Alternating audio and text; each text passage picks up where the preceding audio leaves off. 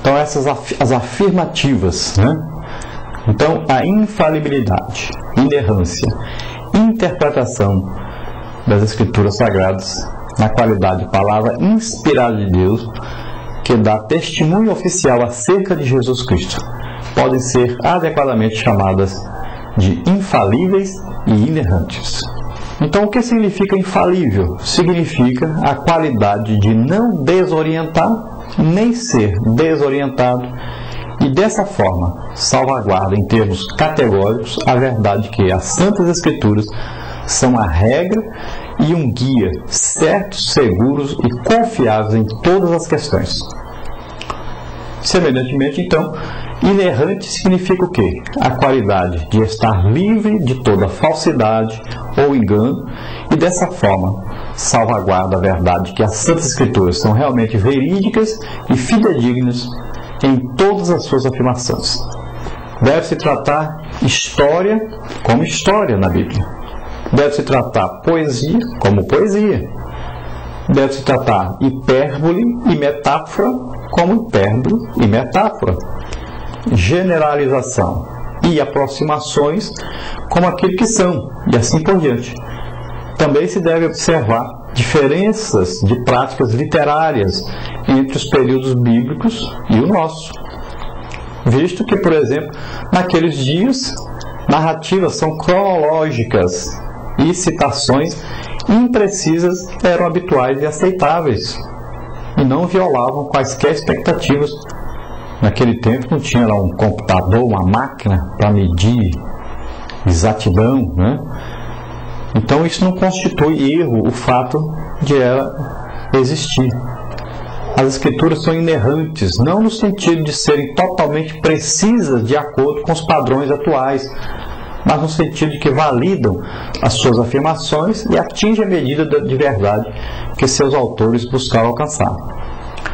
A veracidade das Escrituras não é negada pela aparição no texto de irregularidades gramaticais ou ortográficas, de aparições fenomenológicas da natureza, de relatos de afirmações falsas, por exemplo, as mentiras de Satanás, ou as aparentes discrepâncias entre uma passagem e outra.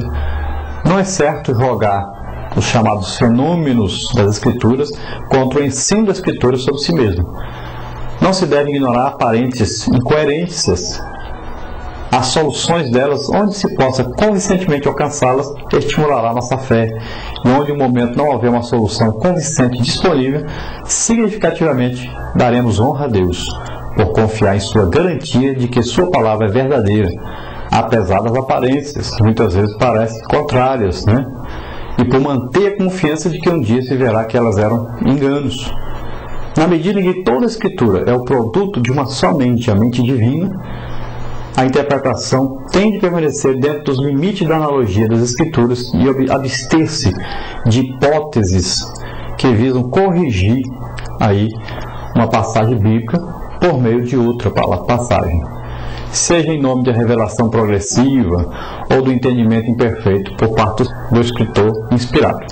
Então, embora as Sagradas Escrituras em lugar algum estejam limitadas pela cultura, no sentimento de que seus ensinos carecem de validade universal, algumas vezes estão culturalmente condicionadas pelos hábitos e pelas ideias aceitas de um período em particular, de modo que a aplicação de seus princípios hoje em dia requer um tipo diferente de ação, por exemplo, na questão do corte de cabelo e do penteado das mulheres. Então são coisas de época e são coisas de culturas. Algumas vezes fala-se de costumes, mas o importante é que no seu contexto nós podemos aprender sobre a verdade de Deus, a posição de Deus sobre determinado assunto. Por exemplo, Deus quer que a mulher tenha uma roupa diferente da roupa do homem, para ser identificada como mulher e o homem ser identificado como homem. Por quê? Porque quando não se tem esse referencial, acaba se confundindo uma coisa com a outra. Então Deus não quer que o homem se vista como a mulher, não quer que a mulher se vista como homem. Deus quer que haja diferença, para não haver o que está havendo por aí. Falam tanto de unissex nas roupas, em tudo, que os homens já estão começando a se agradar dos homens e as mulheres se agradar das mulheres. E isso traz o pecado. Então Deus quer que haja total separação. Homem é homem, mulher é mulher. Mulher se veste como mulher, homem se veste como homem. É isso que a Bíblia quer ensinar para nós, transmitir para nós. Dentro então de um ceticismo e crítica, desde a Renascença, desde o Iluminismo, tem se desenvolvido filosofia que envolve o ceticismo diante das crenças cristãs básicas. A fiel interpretação das Sagradas Escrituras torna-se então impossível para essas pessoas. Vamos ver aí dentro da transmissão e tradução. Uma vez que em nenhum lugar Deus prometeu uma transmissão da Bíblia inerrante, é necessário afirmar que somente o texto autográfico dos documentos originais foi inspirado e manteve aí a necessidade da crítica textual como meio de detectar quaisquer desvios que possam ter. Então é necessário afirmar que somente o texto autográfico dos documentos originais foi inspirado e manter então a necessidade de crítica textual como meio de detectar quaisquer desvios que possam ter se infiltrado aí nos textos durante o processo de sua transmissão. O veredito dessa ciência é, entretanto, que os textos hebraicos e gregos parecem estar surpreendentemente bem preservados, de modo que temos aí amplo apoio para afirmar, junto com a Confissão de Westminster, uma providência especial de Deus nessa questão, e em declarar que de modo algum a autoridade das Escrituras corre perigo, devido ao fato de que as cópias que possuímos não estão totalmente livres de erros. Semelhantemente, tradução alguma é perfeita, nem pode ser, e todas as traduções são um passo adicional de distanciamento aí dos autografa. Porém, o veredito da linguística é que pelo menos os cristãos de língua inglesa estão muitíssimo bem servidos na atualidade, com uma infinidade de traduções excelentes, e não só eles, mas também os brasileiros e todos os povos. As traduções são muito bem feitas, são excelentes, né? E não tem motivo para hesitar aí ninguém em concluir que a palavra verdadeira de Deus, nenhuma tradução séria das Santas Escrituras chegará a de tal forma destruir seu sentido a ponto de tornar inviável que elas façam seu leitor sábio para a salvação pela fé que há em Jesus Cristo. 2 Timóteo 3,15. Vamos ver aí ainda um resumozinho dentro da inerrância e autoridade da Bíblia. Então, ao confirmarmos que a autoridade das Escrituras envolve a verdade total da Bíblia, estamos conscientemente nos posicionando ao lado de Cristo e de seus apóstolos.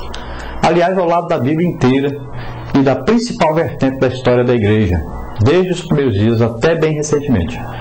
Estamos preocupados com a maneira casual, inadvertida e aparentemente impensada como a crença de importância de alcance tão vasto foi por tantas pessoas abandonada em nossos dias. Então, o que está sendo falado é que estão fazendo tanta redução, tanta mudança, que pode essas reduções acabar com o contexto da Bíblia e acabar ensinando coisas erradas. Então a Bíblia deve ser mantida como está nessa tradução muito bem feita. Então as pessoas devem parar de ficar inventando, de reduzindo a Bíblia, de fazerem Bíblias novas e novas e novas, traduzindo cada dia mais para ganhar dinheiro. Deve-se manter esse texto que já está correto, de acordo com os originais. Então, parar de inventar coisa. E ainda afirmamos que aquilo que as Escrituras dizem, Deus diz, Ele seja glorificado. Amém e amém. Então isso foi publicado aí no site, que já não existe mais, no site www.textosdareforma.net. E esse texto então foi uma produção de 1978 da ICBI. E aí é um esforço de defender a inerrância das Escrituras Sagradas frente aos desafios enfrentados nos dias de hoje, tentando corrigir aí os erros e os acusadores e aqueles liberais e neo-ortodoxos que tentam de toda maneira provar alguma coisa errada, achar erros na Bíblia, tentar afastar as pessoas da leitura bíblica. Bom, diante do que nós falamos a respeito da Palavra de Deus, nós queremos que você se aproxime desse livro, leia a Palavra de Deus.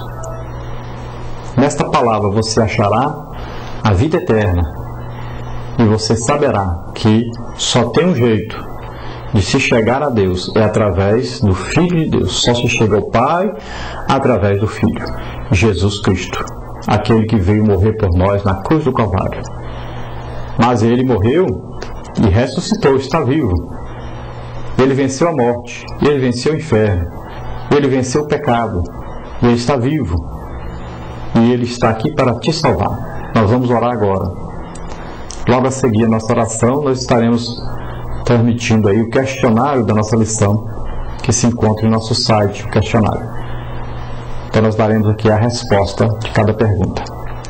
Vamos orar neste momento. Se você deseja aceitar Jesus como Senhor e Salvador, é sua oportunidade. Se você está enfermo, está doente, é sua oportunidade de ser curado, em nome de Jesus.